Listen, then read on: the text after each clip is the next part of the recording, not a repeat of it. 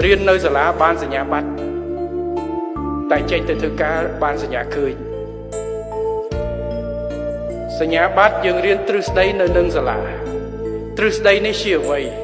ទ្រឹស្ដីនេះគឺជាបង្គំនៃបទពិសោធន៍របស់អ្នកផ្សេងដែលយកមកបង្គំសំយោគដកស្រង់ចេញទៅជាទ្រឹស្ដីមួយយកមកបង្រៀនយើងចឹងសួរថាតើបទពិសោធន៍របស់អ្នកផ្សេងនេះវាត្រូវសម្រាប់យើងទេ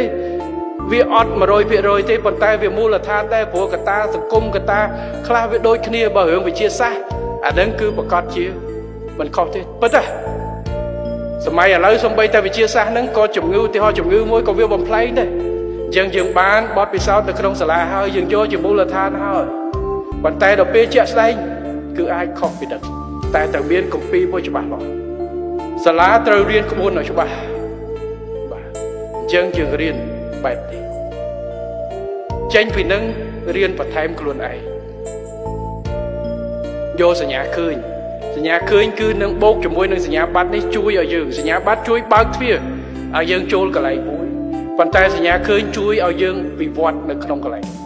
ដែលខ្ញុំតែនិយាយថាសាលាបត្រពេលខ្លះជួយនៅក្នុងការបើកទ្វារឲ្យយើងចូលកន្លែងមួយតែឡើងចដើនៅក្នុងផ្ទះនោះគឺយើងត្រូវការសញ្ញាឃើញបានន័យថាលទ្ធផលជាក់ស្ដែងដែលយើងត្រូវធ្វើ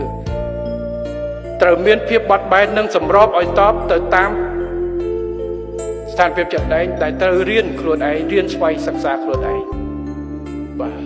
ចឹងហើយបានពេលដែលទៅរៀនទេរៀនគ្រប់ទីកន្លែងគ្រប់ពេលវេលាគ្រប់មធ្យោបាយទាំងអស់រួមទាំងស្វ័យសិក្សាដកពិសោធន៍ខ្លួនឯងស្រាវជ្រាវរួមទាំងការអានសៀវភៅទៀត